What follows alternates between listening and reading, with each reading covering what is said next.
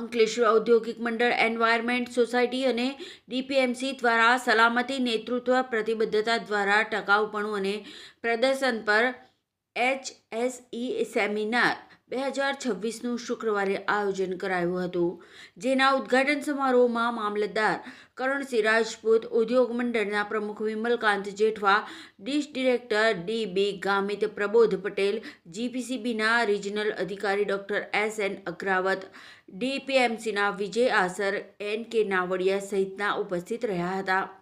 મુખ્ય વક્તા દીપક નાઇટ્રેટના જનરલ મેનેજર ડોક્ટર મધુર સક્સેનાએ આરોગ્ય, સલામતી અને ટકાઉપણા વિશે વિસ્તૃત જાણકારી આપી હતી. બાદ મામલતદાર કરણસિંહ રાજપૂતના હસ્તે પ્રદર્શનીનું ઉદ્ઘાટન કરી ખુલ્લું મૂકવામાં આવ્યું હતું. સાથે જ ઉપસ્થિત મહાનુભાવો, ઉદ્યોગપતિઓ અને કામદારોએ ઔદ્યોગિક સલામતી, વ્યવસાયિક આરોગ્ય, પર્યાવરણ સંરક્ષણ, ફાયર પ્રોટેક્શનના વિવિધ પ્રદર્શની સ્ટોલની મુલાકાત લીધી હતી. સૌને નમસ્કાર.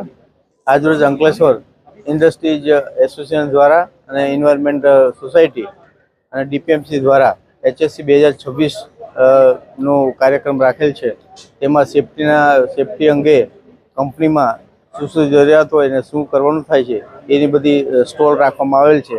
તેનું આજે ઇનોગ્રેશન થયું છે. તેનું આપના માધ્યમથી જણાવું છું કે એનો મહત્તમ લાભ કંપનીના ઉદ્યોગપતિઓ અને કામદારો લે એવી મારી નમ્ર વિનંતી છે.